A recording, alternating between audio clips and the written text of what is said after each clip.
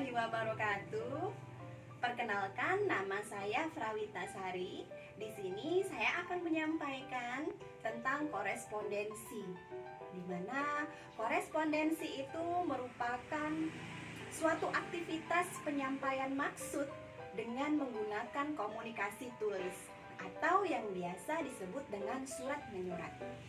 Korespondensi itu sendiri merupakan salah satu mata pelajaran SMK program keahlian otomatisasi dan tata kelola perkantoran kelas 10 semester 1 dan 2. Mengingat begitu pentingnya korespondensi, di sini saya akan menyampaikan beberapa materi yang terdapat di dalam mata pelajaran korespondensi itu sendiri. Salah satunya yaitu komunikasi kantor, di mana tujuan pembelajaran dari komunikasi kantor itu diharapkan siswa mampu melakukan klasifikasi komunikasi kantor. Nah, untuk tahu lebih jelasnya apa itu komunikasi kantor, baiklah kita simak materi berikut ini. Pengertian komunikasi. Komunikasi adalah suatu proses kegiatan penyampaian pesan atau informasi yang mengandung arti dari satu pihak ke pihak lain dalam usaha untuk mendapatkan saling pengertian. Dalam KBBI, komunikasi adalah pengiriman dan penerimaan pesan atau berita antara dua orang atau lebih, sehingga pesan yang dimaksud dapat dipahami. Sedangkan dalam Kamus Administrasi Perkantoran, komunikasi adalah penyampaian warta yang mengandung bermacam-macam keterangan dari seseorang kepada orang lain.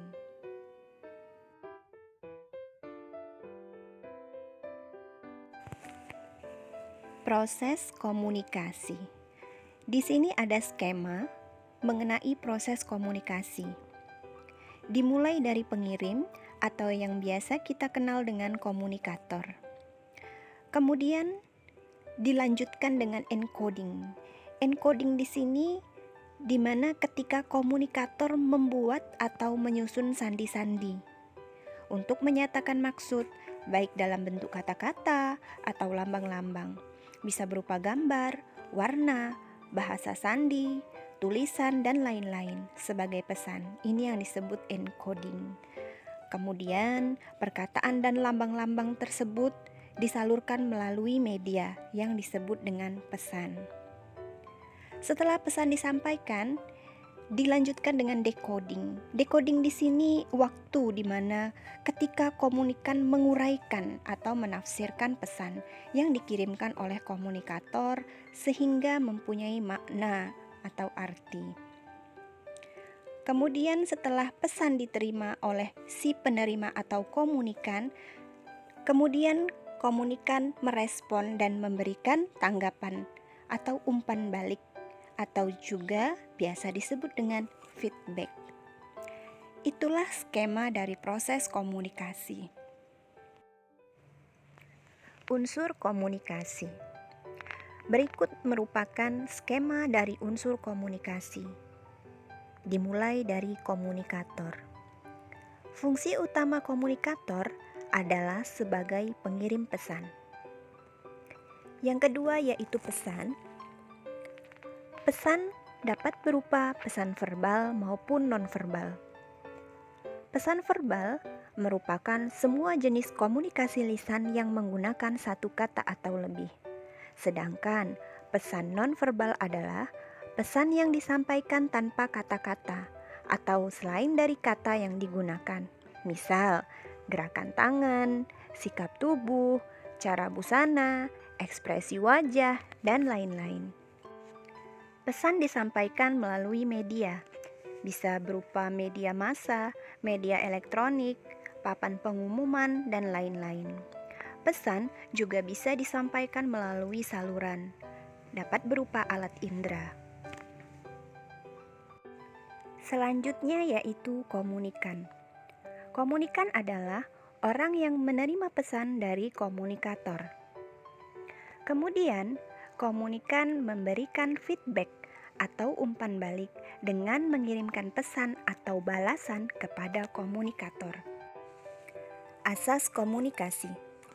Agar komunikasi dapat berlangsung secara mudah, cepat, dan tepat, maka di dalam berkomunikasi harus memperhatikan asas-asas sebagai berikut.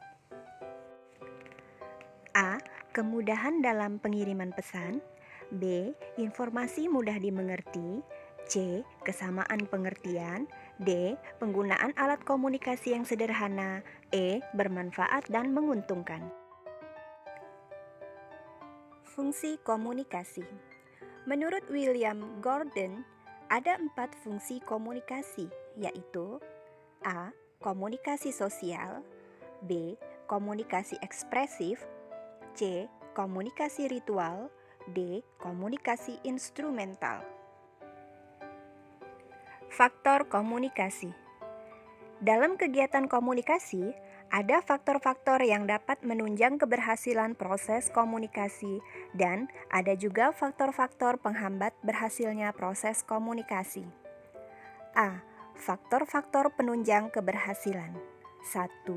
Dilihat dari sisi komunikator, yaitu kecakapan komunikator, sikap komunikator, pengetahuan komunikator, keadaan fisik komunikator, dan sistem sosial. 2.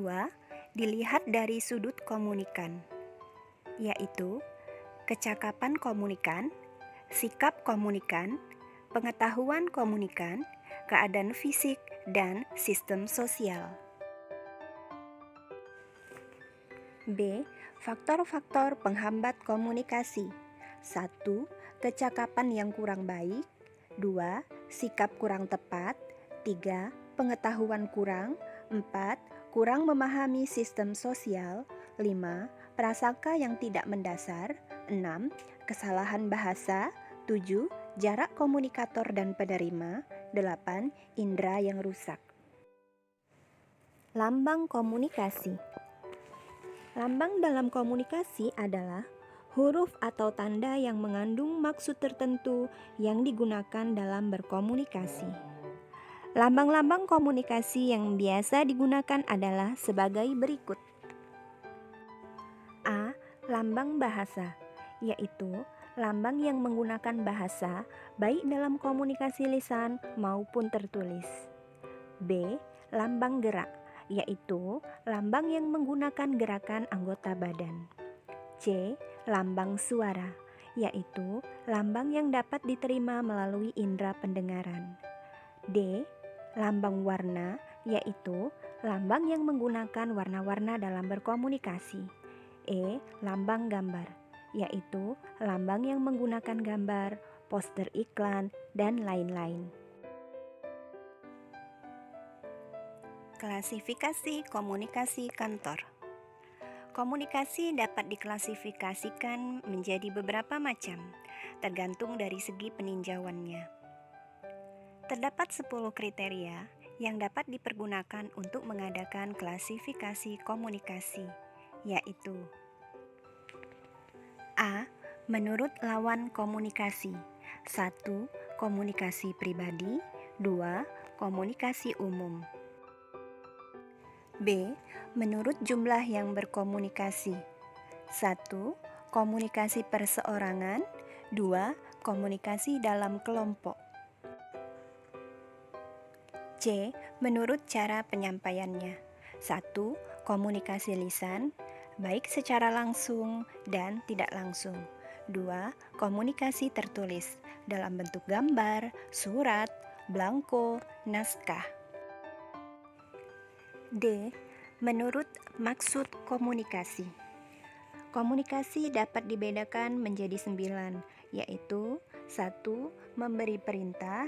2. Memberi selamat nasihat. 3. Memberi saran. 4. Berpidato. 5. Memberi ceramah. 6. Rapat. 7. Berunding. 8. Pertemuan-pertemuan. 9. Wawancara. E. Menurut kelangsungannya. 1. Komunikasi langsung. 2. Komunikasi tidak langsung. F. Menurut perilaku. 1. Komunikasi formal. 2. Komunikasi informal. 3. Komunikasi non-formal. G. Menurut ruang lingkup. 1. Komunikasi internal. 2. Komunikasi eksternal. H. Menurut aliran informasi. Menurut aliran informasi dapat dibedakan menjadi beberapa aliran, yaitu 1. Komunikasi ke atas. 2. Komunikasi ke bawah. 3. Komunikasi horizontal. 4. Komunikasi diagonal. 5. Komunikasi satu arah atau dua arah. I. Menurut jaringan atau tipe komunikasi. Komunikasi ini dapat dibedakan menjadi 3, yaitu 1. Jaringan kerja rantai. 2. Jaringan kerja lingkaran. 3. Jaringan kerja bintang atau roda. J. Menurut total hubungan. 1. Hubungan tunggal langsung. 2. Hubungan silang. Bentuk-bentuk komunikasi. A. Bentuk-bentuk komunikasi berdasarkan proses. 1. Komunikasi langsung. 2. Komunikasi tidak langsung. B. Bentuk komunikasi berdasarkan besarnya sasaran. 1. Komunikasi massa. 2. Komunikasi kelompok. 3. Komunikasi perorangan. C. Bentuk komunikasi berdasarkan arah pesan. 1. Komunikasi satu arah, one way communication. 2. Komunikasi dua arah, two ways communication. 3. Komunikasi ke segala arah. Prinsip dasar komunikasi. Menurut Deddy Mulyana, prinsip-prinsip komunikasi adalah sebagai berikut. 1. Komunikasi adalah suatu proses simbolik. 2. Setiap perilaku mempunyai potensi komunikasi. 3. Komunikasi memiliki dimensi isi dan hubungan. 4. Komunikasi tersebut berlangsung dalam berbagai tingkat kesengajaan. 5. Komunikasi terjadi dalam konteks ruang dan waktu. 6. Komunikasi melibatkan prediksi peserta komunikasi. 7. Komunikasi tersebut bersifat sistemik. 8. Semakin mirip latar belakang sosial budaya, semakin efektiflah komunikasi. 9. Komunikasi bersifat non-sekuensial. 10. Komunikasi bersifat prosesual, dinamis dan transaksional. 11. Komunikasi bersifat irreversibel. 12. Komunikasi bukan panacea untuk menyelesaikan berbagai masalah.